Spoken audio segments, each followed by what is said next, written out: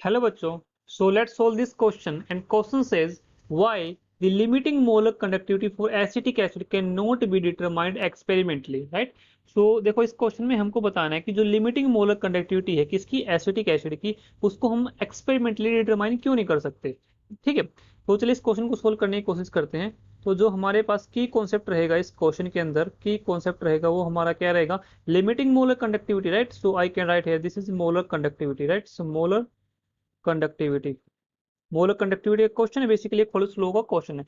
अब इसमें देखो हमारे पास जो एसिटिक एसिड होता है, हमारे पास जो एसिटिक एसिड होता है वो क्या होता है, एक वीक एसिड होता है। ठीक है, ये क्या है हमारा वीक एसिड है, वीक एसिड बोल सकते हो या फिर इसको बोल दो वीक इलेक्ट्रोलाइट, वीक इलेक्ट्रोलाइट।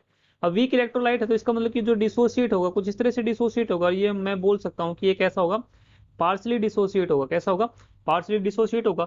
अब इसका मतलब ये हुआ कि जो ये पार्सली डिसोसिएट होगा तो ये सॉल्यूशन के अंदर इसके पूरे आयंस नहीं मिलेंगे, कंप्लीट डिसोसिएट नहीं होगा तो पूरे आयंस नहीं मिलेंगे। ठीक है, तो जब हम इसको मोलर कंडक्टिविटी निकालते हैं तो मोलर कंडक्टिविटी क्या होती है हमारी, इसको मोलर कंडक्टिविटी क्या होगी कि conductivity for all the ions, जब इसके आयंस ही पूरे नहीं है, ये पार्शियली डिसोसिएट है, इसको एक तरह से हम बोल सकते हैं इसकी जो मोलर कंडक्टिविटी होगी वो डिटरमाइन एक्सपेरिमेंटली क्यों नहीं कर सकते। देखो इसको ग्राफ से अच्छे से समझा सकते हैं। देखो हमारे पास जो लिमिटिंग मोलर कंडक्टिविटी का ग्राफ आता है और कंसंट्रेशन के रिस्पेक्ट में ग्राफ कुछ इस तरह से आता है। देखो ये हमारे पास वाई एक्सिस पर हमारी लिमिटिंग मोलर कंडक्टिविटी होती है, ठीक है, और हमारी जो ये एक्स एक्सिस होती है इस पर स्क्वायर रूट ऑफ कंसंट्रेशन होता है। ठीक है, और वीक इलेक्ट्रोलाइट के पास हमारे पास जो ग्राफ आता है वो ग्राफ कुछ इस तरह से आता है, ग्राफ।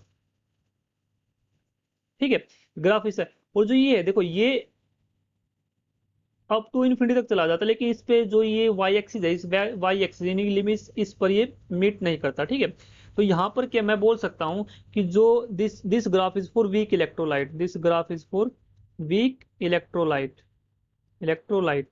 ठीक है, अब ये ग्राफ वीक इलेक्ट्रोलाइट के लिए, so I can say from this graph the graph for the weak electrolyte, the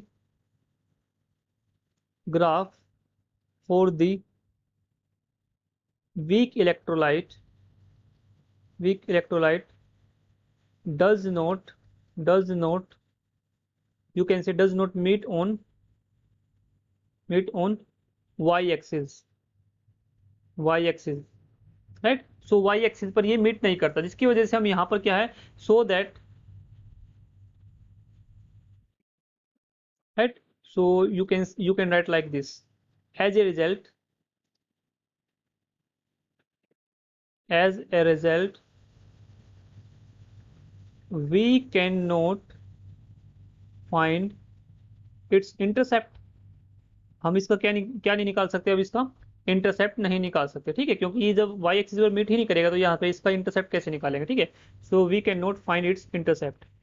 so अब देखो ये जो ग्राफ आता है, ये ग्राफ कैसे आएगा, ग्राफ आएगा हमारा एक्सपेरिमेंटली, और जब एक्सपेरिमेंटली आएगा तो यहाँ पर जो हमारी जो देखो ये जो वैल्यू होती है ये होती है लिमिटिंग मोलर कंडक्टिविटी। जब हमारी कंसंट्रेशन टेंस टू जीरो होती है, तो कंसंट्रेशन टेंस टू जीरो होती है, उस टाइम पे जो वैल्यू होगी हमारी वो होगी limiting molar conductivity, right.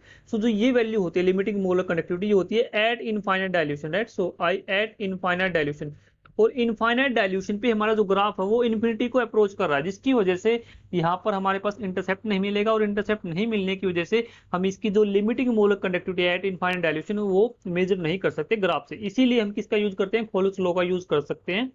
So which states that the conductive limiting molar conductivity of the electrolyte is equal to, or you can say can be expected as the sum of the contribution of the anions and cations in limiting molar conductivity, right.